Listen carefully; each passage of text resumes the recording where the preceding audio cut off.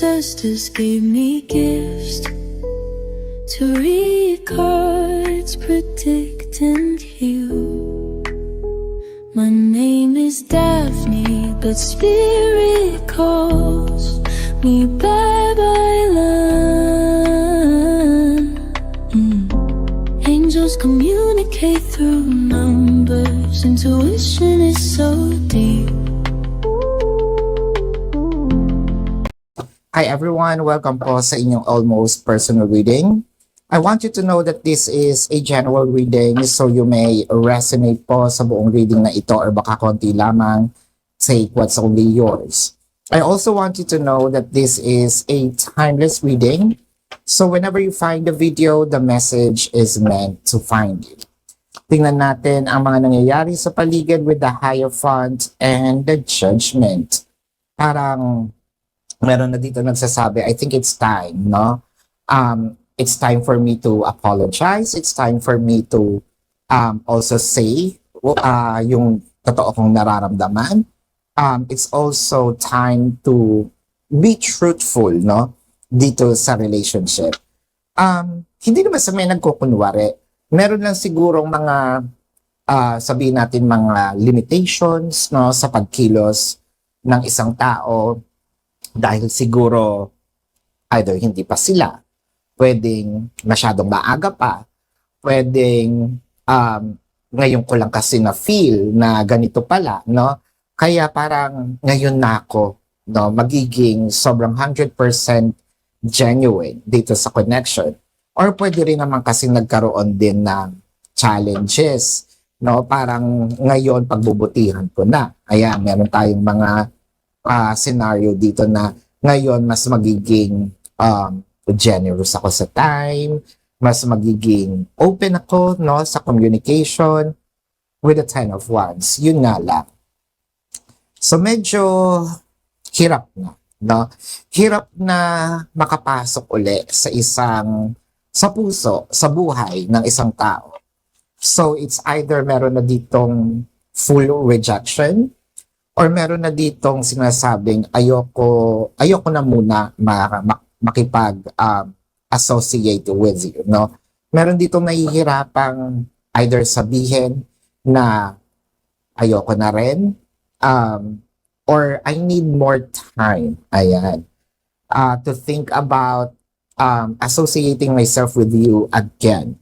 The Six of Cups and the Emperor.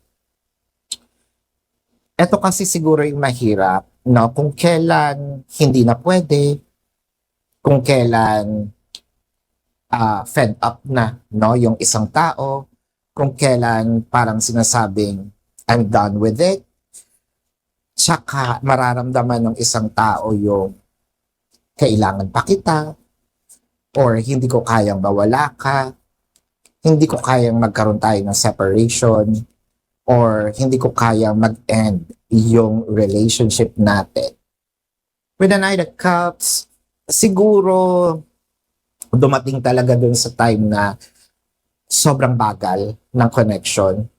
Parang feeling siguro nung isa wala namang nangyayari, parang hindi naman nag-nurture, no? Hindi nagpa-prosper itong ating relationship. So, siguro may nakapag-decide dito na might as well, no, kumanap ako ng iba, or open my, sabihin natin, open my, my horizon, no, into a different people, no, maging open ako. Now, the High Priestess. Either sinadya itong gawin para maramdaman ng isang tao na, kailangan kitang gisingin, no? Kailangan kong gisingin yung puso mo. Kailangan kong gisingin yung kaluluwa mo. Kailangan kong gisingin yung isip mo para makita mo, no, yung value ng connection na ito at bakit dapat nino-nurture or dalhin na into another level of commitment. So, I'm seeing here the Two of Wands. Meron ditong paghabol, meron ditong pangakong hindi ko na uulitin, may pangakong mas i-provide ko na, no? ang dapat natin gawin. Meron dito ding pangakong with the Two of Wands na hindi ko na ipagdadamot yung time, energy, effort ko, no? Kumbaga, nandito tayo sa part na sinasabi nating with the Two of Wands, medyo inaayos na natin or aayusin na ni person, no?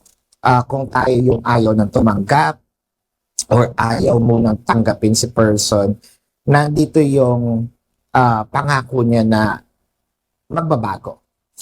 So, with the Three of Cups, medyo masaya ka naman in a way, hindi dahil nandito kayo sa sitwasyon na ito, no? Masaya ka naman kasi may mga pangako siya.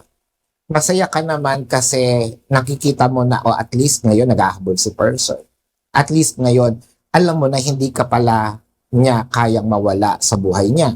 So, napansin mo, na-feel mo pa rin yung value mo at yung value ng relationship sa kanya. Now, the Three of Wands and the Strength card.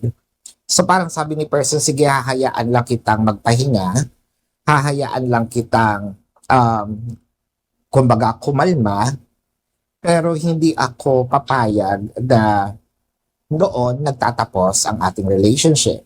Parang sinasabi niya dito na with the Strength card kasi maraming bagay ang pwede nating sabihin na madami kong pwedeng gawin, pero gusto mong makita yung actions, no? Although gusto mo pa rin na bigyan siya ng chance, although gusto mo pa rin na bigyan siya ng maraming pagkakataon, pero ngayon, mas pinipili mong obserbahan yung mga kilos niya rather doon sa kanya mga sinasabi. And I feel like that is a wise decision. And with the Queen of Hazards, kahit nasabihin naman natin ditong napagod tayo kay person, siguro na-exhaust tayo ni person, kumbaga sasabihin ng person, umupo ka lang dyan, ako na muna ang magpo-provide, no, ng emotional needs mo, needs natin dalawa, needs ng connection. I feel like meron ditong second chance, no, for the both of you to fix the connection. Medyo kailangan lang patunayan ni person at humupa din yung inyong inis, no? So this is your reading. Bago natin i-check ang zodiac sign nito, no, nitong person or zodiac sign mo, kung kayo po yung nakaka-resonate, let me know sa comment section. And kung meron po kayong mga questions, nasa description box po ng video na ito, there is a link. Click the link, you will be routed to my website. Nando po yung name, number, QR code, amount per question. Take advantage of the 4 questions plus 1 kasi discounted po yun. And if you want to book a private reading, nando din po siya. No? Now let's check the zodiac sign of the person. This can be their sun sign or a placement in their chart. I am seeing Capricorn, Cancer, Aries, Leo, Scorpio, Sagittarius, Taurus, Libra, and Pisces. This is your reading. Maraming salamat. Love and light. Namaste. See you po sa susunod na readings. Goodbye. You want the